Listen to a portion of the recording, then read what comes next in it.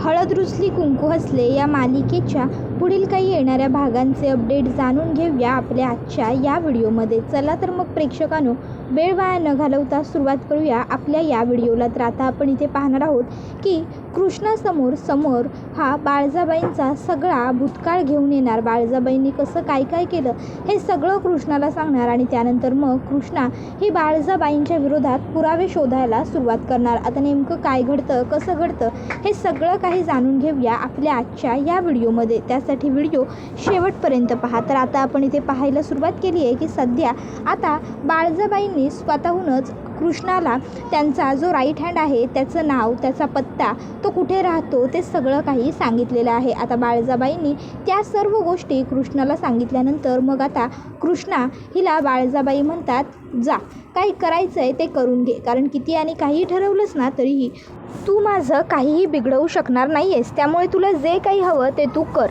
मला काही घेणं देणं नाही आहे. मग त्यानंतर आता बाळजाबाई तर तिकडनं निघून जातात. पण आता कृष्णा विचार करते की बाळजाबाईंचा एवढा ठाम विश्वास आहे की त्यांचा माणूस माझ्याजवळ फुटणार नाही, याचा अर्थ नक्की त्या जे बोलल्या आहेत ते बरोबर आहे. खरोखरच त्यांचा माणूस माझ्याजवळ नाही फुटणार. पण जर मला काहीतरी करायचं असेल तर कमीत कमी प्रयत्न तरी करून बघायला हवं. कदाचित जर फुटला तर मला काहीतरी फायदा नक्कीच होऊ शकतो. मला जाऊन त्यांच्या माणसाला एकदा तरी भेटलं पाहिजे. पण दुष्यंत सरकार घरात असताना मी जाऊन त्या माणसाला भेटणं हे माझ्यासाठी रिस्की आहे. दुष्यंत सरकार एकदा का बाळजाबाईंबरोबर प्रचाराच्या कामासाठी घरातनं बाहेर पडले का मग मी जाईन आणि मग मी त्या माणसाला भेटून घेईन आणि कमीत कमी तो मला काही सांगतोय का यासाठी प्रयत्न तरी करीन. मग आता कृष्णा ही दुष्यंत हा बाळजाबाईंबरोबर घरात वाट बघू लागते आणि मग जेव्हा दुष्यंत आणि बाळजाबाई प्रचारासाठी बाहेर पडतात तेव्हा कृष्णा विचार करते, चला आता हीच माझ्या हातात नामी संधी आहे जाऊन बाळजाबाईंच्या माणसाला भेटण्याची. देवा आता तूच माझ्या पाठीशी उभा राहा. देवी आई, आत्तापर्यंत बाळजाबाईंचं खरं बाहेर आणण्यासाठी मी खूप वेळा प्रयत्न केला, पण प्रत्येक वेळी काही ना काहीतरी अडथळा माझ्या वाटेत आडवा आलाच. आता तूच काहीतरी कर आणि बाळजाबाईंचा तो जो पवन नावाचा माणूस आहे तो मला सगळं खरं सांगायला तयार होऊ देत. जर मला पवननं मदत करायला होकार दर्शवला तर मग मात्र मी बाळजाबाईंचे सगळे काळे चिठ्ठे ताबडतोब उघडे पाडू शकते. कारण पवन जर बाळजाबाईंचा राईट हँड आहे, उजवा हात आहे, तर नक्कीच पवनला बाळजाबाईंबद्दलची सगळी माहिती असणारच. म्हणून काहीही झालं तरी मला पवनला माझ्या बाजूनं करून घेतलंच पाहिजे.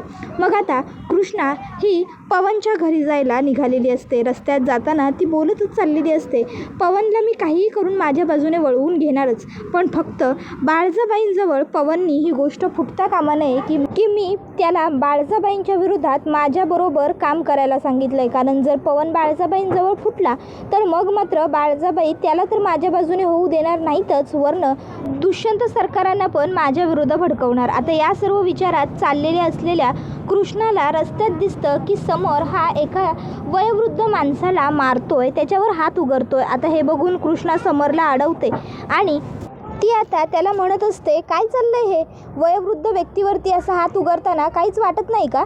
त्याबरोबर समर म्हणतो की तोच वयोवृद्ध माणूस दुसरं लग्न करतोय आणि स्वतःच्या सावत्र पोराला घराबाहेर काढायला, हे बरोबर आहे होय, हे चुकीचं नाही करत आहे का तो? त्यावर कृष्णा म्हणते, नाही, तो जे काही करतोय त्यासाठी त्याला अडवायला कायदा आहे की, कायदा कायद्याचं काम करल. पंचायत आहे, सरपंच आहेत, समजा आहे नवं जागेवर, मग त्यासाठी आता तुम्ही कायदा हातात घ्यायची काय गरज आहे? हे बघा, उगाचच्या उगाच एखाद्या माणसाला मारून मुटकून काय बी साध्य होणार नाही, समजलं नवं? निघा आता आपल्या आपल्या घरला. एवढं बोलून आता कृष्णा ही तिकडनं चाललेली असते.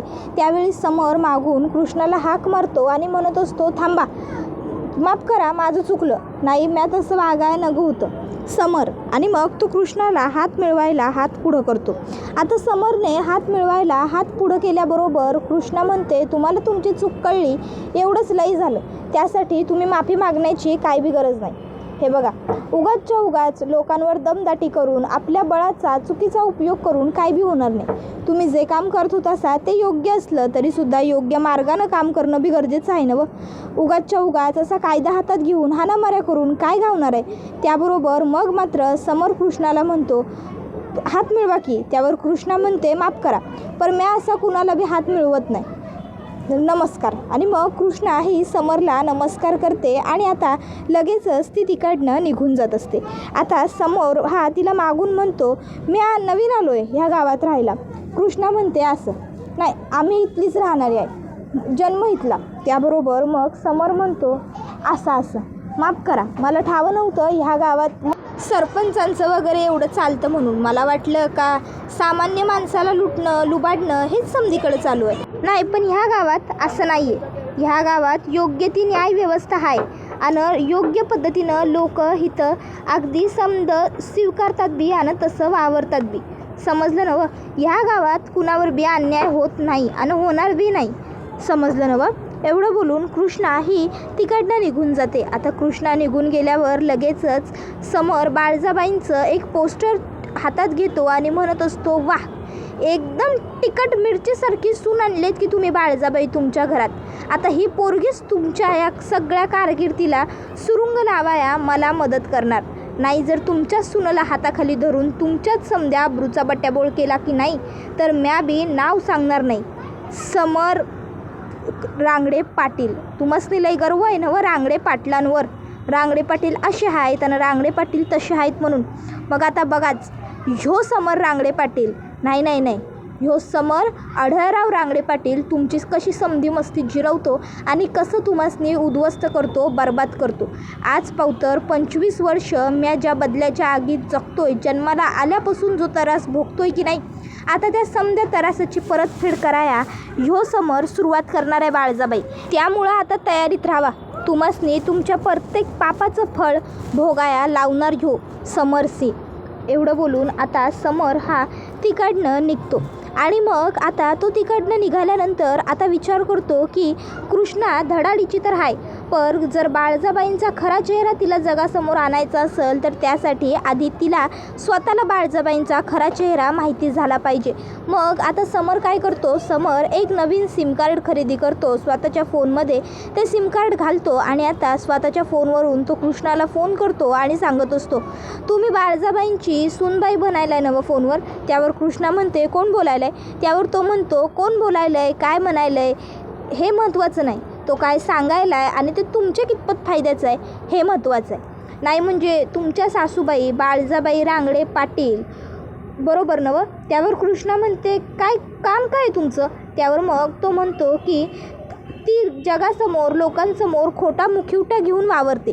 ह्या राजकारणात बी ती लोकांना दावते की ती किती चांगली आहे, ती किती सभ्य आहे, लोकांनी तिला मतं दिली तर ती किती लोकांचं कल्याण करल, लोकांचं काम करल. पण ते समज खोटं आहे, नाटक आहे ते समज.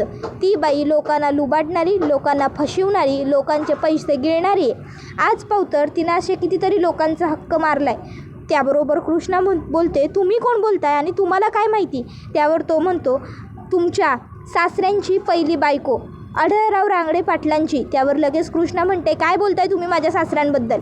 त्यावर समर म्हणतो, होय खरं तेच बोलायलो आहे. त्यासने बी ह्या बाळजानं फसवली. स्वतः बाळजाबाईनं त्या आढळराव रांगडे पाटलांवर आरोप केले की त्यांनी तिचा विनयभंग केला आणि तोच त्यांच्या त्या लग्नाच्या बायकोला सहन नाही झाला आणि त्यांची लग्नाची बायको घर सोडून निघून गेली तेव्हा ती पोटुशी होती. कृष्णा म्हणते, गप्पा बसा, उगाचच्या उगाच तोंडाला येईल तसं बोलू नका आमच्या आबांबद्दल. आमचे आबा हे असं काही वागणं शक्यच नाही आहे. कृष्णा म्हणते, तुम्हाला देवानं तोंड दिलं आहे म्हणून काही बरळाल का? त्यावर मग तो म्हणतो, जर तुम्हासनी आमचं बोलणं खोटं वाटत असेल ना तर जावा की त्या बाळजाबाईच्या खोलीत जाऊन शोधा. तुम्हासनी नक्की तिथं काही ना काहीतरी पुरावा घावणार.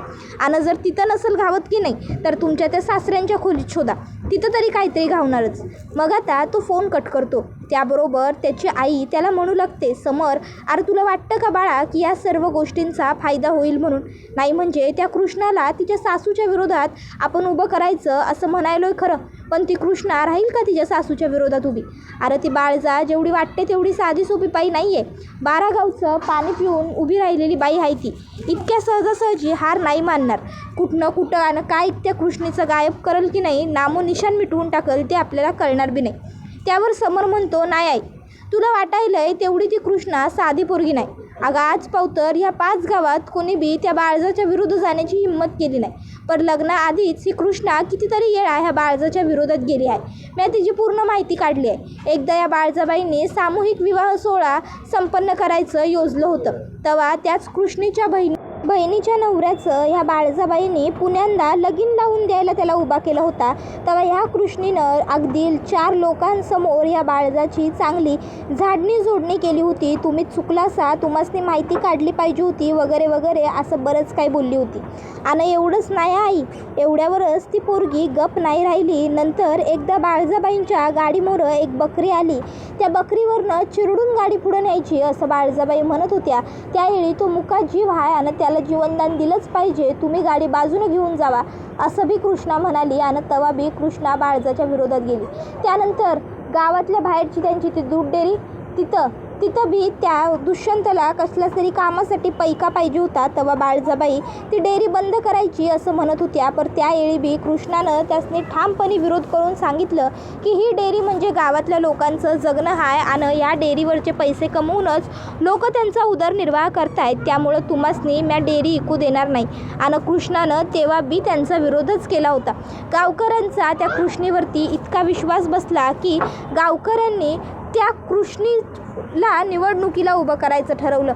म्हणून बाळजानं तिला स्वतःच्या घरात सून म्हणून आणलं. त्यावर लगेचच आता इकडे समरची आई म्हणू लागते, जर तसं असेल का नाही समर, तर मग तर आपल्याला ती कृष्णा आपल्या गटात हवीच आहे. कारण जर त्या कृष्णीवर गावकऱ्यांचा एवढा विश्वास असेल तर ती कृष्णा आपल्या फायद्याची पोर आहे. म्हणजे आपण कृष्णाला जर समजा खरं सांगितलं तर कृष्णा गावातल्या लोकांसमोर समजा खरं आणू शकते की. त्यावर समर म्हणतो, अगं आहे, मला पण ही गोष्ट ठाव आहे आणि म्हणूनच तर मी आज त्या कृष्णाला निनावी फोन केला होता. आता मला पूर्ण खात्री आहे, आता कृष्णा त्या बाळजाच्या खोलीत जाणार आणि तिकडं शोधाशोध करणार आणि काहीतरी पुरावा हुडकायला प्रयत्न करणार आणि तिथं तर त्या बाळजानं तुझ्या विरोधातली एक तरी वस्तू ठेवलेली असणार आणि ती कृष्णाला सापडणार आणि त्यानंतर मग मात्र त्या बाळजाचा खरा चेहरा त्या कृष्णाच्या समोर येणार असं आता लगेचच समर म्हणतो.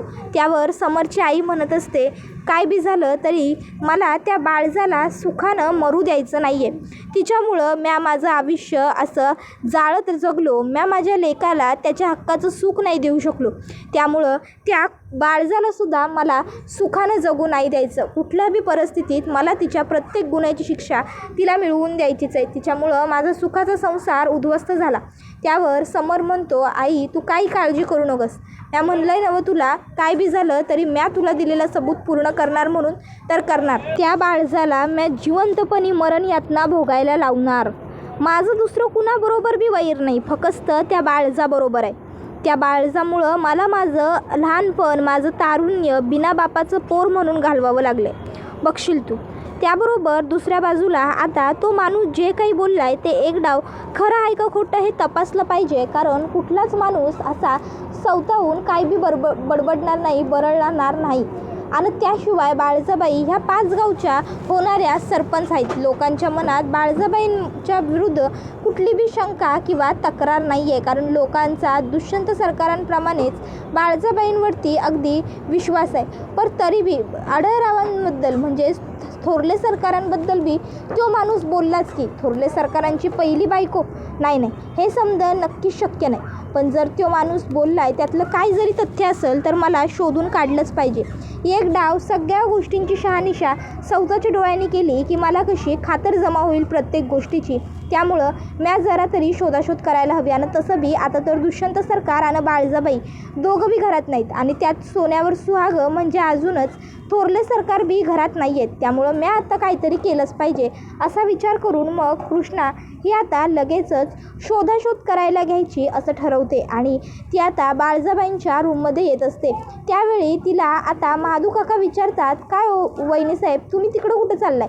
कृष्णा म्हणते, ते म्या साफसफाई करतो जरा बाळजाबाईंच्या खोलीची. त्यावर लगेचच आता तिला नोकर म्हणतो की अहो बाळजाबाईंच्या खोलीची साफसफाई मी सकाळच्यालाच केली. कृष्णा म्हणते अहो पण मी पुन्हा आलो की करून. आणि मग कृष्णा आता तिकडे खोलीत येते. शोधाशोध करायला कृष्णा आता सुरुवात करते. पण आता शोधत असताना कृष्णाला काहीसुद्धा सापडत नसतं. कृष्णा आता गादीखाली शोधते, कपाटामध्ये शोधते, ड्रॉवरमध्ये शोधते, सगळीकडे शोधते, पण तिजोरीला लॉक लावलेलं असतं. कृष्णा विचार करते तो माणूस बोलला ते समजा खरं आहे असं मला तरी वाटत नाही, नाहीतर मला काहीतरी घावलं असतं की. पण मग तो माणूस माझ्याशी एवढं खोटं कशापायी बोलल? माझ्याशी खोटं बोलून त्याला काय घावणार होतं म्हणून तो माझ्याशी खोटं बोलला. आणि ते समजा बी जाऊ दे, पण त्यानं थोरले सरकारांचं नाव कसं काय घेतलं असतं ते बी असं डायरेक्ट बिनधास्तपणे नाही. पाणी कुठंतरी मुरायलं. आता तर समजी खोली बी हुडकून झाली, पण मग पुरावा कसा काय घावना झाला आहे? मग कृष्णाच्या लक्षात येतं की तिने बाळजाबाईंची तिजोरी कुठे उघडली आहे. तिला वाटतं तिजोरीत तरी काहीतरी सापडेल. कृष्णा तिजोरी उघडायला जाते, पण तिजोरीला आता कुलूप असतं. इतक्यात तिकडे बाळजाबाई येतात. बाळजाबाई कृष्णाला म्हणतात काय गं कृष्णे, काय माझ्या खोलीत काय माझ्या विरुद्ध पुरावा बिरावा शोधायला आलीस की काय? पर एक गोष्ट ध्यानात ठेव, नाही म्हणजे काय आहे ना, माझ्या काळ्या कृत्यांचे पुरावे मी कधीच घरात ठेवत नाही गं. नाही काय आहे, आता तुझ्यासारखी मांजर घरात असताना मांजर कुठं जाईल आणि हल्ला करेल सांगता येत नाही ना. म्हणून म्या समध्या फायली समध्या काळे पैसे अशा ठिकाणं ठेवलेत की नाही की जिथं ते तुझ्याच काय अगदी देव जरी हुडकायला आला की नाही तरी त्याच्या हाताला बी लागणार नाही. त्यामुळं तू किती बी प्रयत्न केलंस, तू काय बी केलंस तरी तुझ्या हाती काय बी लागणार नाही. आणि काय गं तू तो माझा माणूस फोडायला निघाली होतीस की नाही? काय बरं त्याचं नाव सांगितलं होतं मी तुला? पवन. पवन अगं तलावाच्या उजव्या बाजूला राहणारा पवन, त्याला जाऊन भेटलीस की नाही? काय म्हणलं त्यो? मला तर ठाव आहेच त्यो तुला मदत करायला नाहीच म्हणलं असेल, पर तरी बी विचारायलो.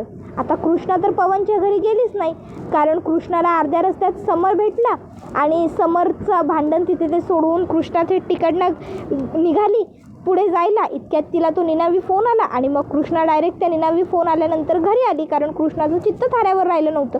पण आता हे सगळं काही कृष्णा बाळजाबाईनं सांगत नाही. कृष्णा म्हणत असते की बाळजाबाई एवढा गर्व बरा नाही, नाही म्हणजे आज तुमच्या विरुद्ध माझ्या हातात काही बी पुरावा नाही, हे जरी कटू सत्य असलं तरीसुद्धा उद्या माझ्या हातात तुमच्या विरुद्ध पुरावा येऊ बी शकतो, हे पण अटळ सत्य आहे. आणि काय बी झालं तरी दुष्यंत सरकारांसमोर तुमचा चेहरा आणल्याशिवाय म्या गप बसत नसतोय, हे तर 100% एक सत्य आहे. लक्षात ठेवा, ह्या दिवसांमध्ये मी जे बोललो आहे की नाही ते खरं होणार. 12 दिवसात म्या तुमचा खरा चेहरा दुष्यंत सरकारांसमोर उघडा पाडणार म्हणजे पाडणार. ही काळ्या दगडावरची पांढरी रेघ आहे असं समजा. ही कृष्णा जे बोलते का नाही ते करून दावते. एवढं बोलून आता कृष्णा तिकडनं बाहेर पडते. कृष्णा मनात म्हणते नशीब बाळजाबाईसनी माझ्या मनातलं काय बी कळलं नाही. जर त्यासनी कळलं असतं की म्या अशा काहीतरी गोष्टीबद्दल त्यांच्या खोलीची झडती घेत होतो, तर जर ते समजा खरं असेल तर बाळजाबाईंनी पुरावेच नष्ट केले असते. काय बी झालं तरी त्यासनी खरं कळलं नाही, हे एक झाक झालं. त्याबरोबर आता मला पुरावे कसे घावतील याचा कृष्णा विचार करू लागते. आणि हा व्हिडिओ इथेच संपतो. व्हिडिओ आवडला असेल तर व्हिडिओला लाईक करा, चॅनलवर नवीन असाल तर चॅनलला सबस्क्राईब करा आणि बेल आयकॉन आठवणीने प्रेस करा, जेणेकरून तुम्हाला पुढच्या प्रत्येक व्हिडिओचं नोटिफिकेशन मिळत जाईल आणि सर्व व्हिडिओंचा आनंद हा अगदी उत्तम पद्धतीने घेता येईल. चला तर मग प्रेक्षकांनो, आजच्या पुरतं इथेच थांबूया. पुढचा व्हिडिओ येईपर्यंत ह्या व्हिडिओचा छान पद्धतीने आनंद घेत राहा. हळद रुसली कुंकू हसले ही मालिका तुम्हाला कशी वाटते हे आम्हाला कमेंट करून सांगायला विसरू नका. टाटा, बाय बाय, धन्यवाद, take care all of you.